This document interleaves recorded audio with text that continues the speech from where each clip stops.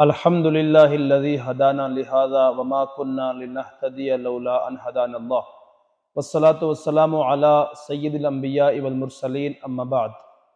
فاعوذ باللہ من الشیطان الرجیم بسم اللہ الرحمن الرحیم کنتم خیر امت اخرجت للناس تأمرون بالمعروف وتنہون عن المنکر آمنت باللہ صدق اللہ العلی العظیم۔ سنی چینل کے معزز ناظرین و سامعین، السلام علیکم ورحمۃ اللہ وبرکاتہ۔ میں اس وقت سنی چینل کی وسادت سے آپ سب کی خدمت میں ایک مؤدبانہ گزارش اور دل کی بات لے کر کے حاضر ہوں۔ اس وقت ہمارے خطۂ پیر پنجال، راجوری اور پنچ میں جو گجر اور پہاڑی ایس ٹی کے نام پر آپس میں ہمیں ایک دوسرے کی عزتوں پر کیچڑ اچھالتے ہوئے نظر آ رہے ہیں، جس سے ہر انسان کا دل اور ہر درد دل رکھنے والے آدمی کے اندر ایک بے چینی پائی جا رہی ہے۔ سوشل میڈیا کے توسل سے، سوشل میڈیا پہ جو آئے دن ہم طرح طرح کی باتیں دیکھ رہے ہیں، اس تعلق سے میں نے گزشتہ دن بھی اپنا ایک پیغام عوام تک پہنچانے کی کوشش کی تھی۔ آج میں قوم و ملت کے ان حضرات سے مخاطب ہونا چاہتا ہوں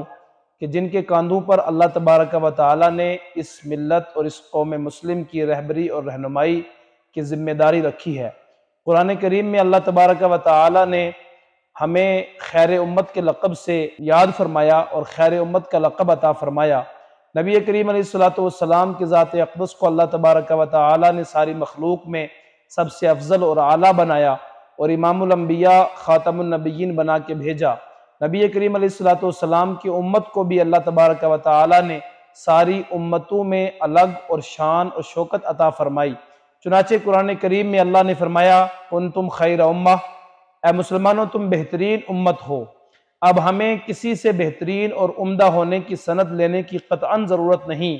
بحیثیت مسلمان نبی کریم علیہ السلام کا کلمہ پاک پڑھنے کے بعد، توحید رب العالمین کا اقرار اور اس کی تصدیق کرنے کے بعد، اللہ کے رسول صلی اللہ علیہ وسلم کی شریعت کو لانے کے بعد ہمیں یہ اعزاز اللہ کی طرف سے حاصل ہے، ہمیں یہ عزت و شرف اللہ کی طرف سے عطا ہوا ہے، جو اللہ نے کہا تم بہترین امت ہو۔ اب ہمیں دنیا کی کسی حکومت سے یا دنیا کی کسی بھی طاقت و قوت سے بہترین ہونے کی سرٹیفکیٹ لینے کی قطعاً ضرورت نہیں، اس لیے کہ نبی کریم علیہ السلام کی امت مسلمہ کو اللہ تبارک و تعالی نے خیر امت کا عظیم لقب اور عظیم عزت عطا فرمائی۔ اور اس کی جو وجہ اللہ نے فرمائی وہ یہ اخرجت للناس، تم بہترین امت اس لیے ہو کہ تم صرف اپنے لیے نہیں، اپنے خاندان، اپنے طبقے، اپنی برادری اور اپنے علاقے کے لیے نہیں، بلکہ اللہ نے کہا اخرجت للناس، تمہیں لوگوں کے لیے برپا کیا گیا ہے، تمہیں ساری انسانیت کی بھلائی اور ساری انسانیت کی بہتری کے لیے اللہ نے بھیجا ہے، اللہ نے برپا کیا ہے۔ تو اب اللہ تبارک و تعالیٰ کے اس فرمان عالی شان کے مطابق امت مسلمہ کی یہ ذمہ داری ہے کہ وہ ساری انسانیت کی بھلائی چاہے، ساری انسانیت کے لیے بہتری کے کام کرے، کیونکہ یہ رب العالمین کی منشا اور اس کی بارگاہ کا تقاضا ہے۔ تأمرون بالمعروف وتنہون عن المنکر، ہماری جو امتیازی شان اور امتیازی وصف امت مسلمہ کا اللہ نے بیان فرمایا وہ یہ ہے کہ تم لوگوں کے لیے برپا کیے گئے ہو تاکہ تم لوگوں کو نیکی کا حکم دو اور برائی سے روکو۔ اس وقت یہ سوشل ایول جو ہمارے بیچ اس وقت ہم دیکھ رہے ہیں، ایک سماجی برائی گجر اور پہاڑی کے نام پہ مسلمانوں کو تقسیم کرنے کی ایک بہت بڑی سازش اور بہت بڑا پروپیگنڈا پھیلایا جا رہا ہے، یقیناً یہ ایک بہت بڑی برائی ہے۔ اس برائی کے خلاف ہم سب کو متحد ہو کر کھڑے ہونے کی ضرورت ہے۔ میں اس موقع پر اپیل کرنا چاہوں گا اور پوچھنا چاہوں گا، گزارش کرنا چاہوں گا، این العلماء، این الخطباء، این انتم صامتون و ساکتون، ہمارے علماء کہاں ہیں، ہمارے خطباء، ہمارے واعظین کہاں ہیں، وہ لوگ ہمارے کہاں ہیں کہ جنہیں اللہ تبارک و تعالی نے قوم مسلم کی رہبری اور رہنمائی کی عظیم ذمہ داری عطا فرمائی اور ان کے سروں پر نیابت رسول کا تاج اللہ نے رکھا ہے۔ اتنی بڑی برائی کے پھیل جانے کے بعد بھی اگر ہم خاموش رہیں گے تو ہم اللہ کی بارگاہ کے مجرم ہیں۔ میں اپنے تمام علماء سے اور علماء کے ساتھ ساتھ میں قوم مسلم کے دانشوران حضرات سے، اپنے انٹلیکچل طبقے سے کہنا چاہوں گا